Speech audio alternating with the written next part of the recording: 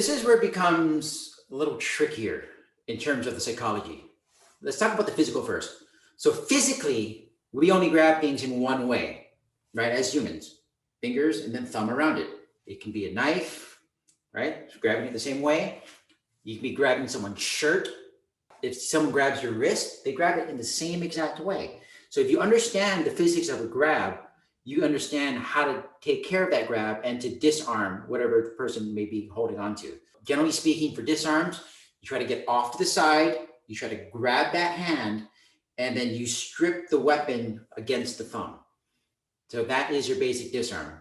But in terms of handguns, it's more complicated because now you have to understand, if their finger trigger is actually on the trigger, one.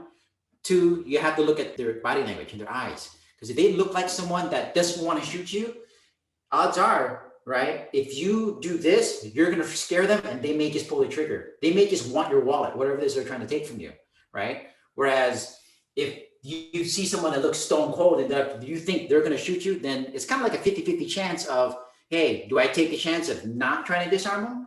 Or do I just try to take the chance of hoping he'll just let me go when I give him whatever he wants? It really comes down to their body language. And if you understand the psychology of how to trick someone, so to speak.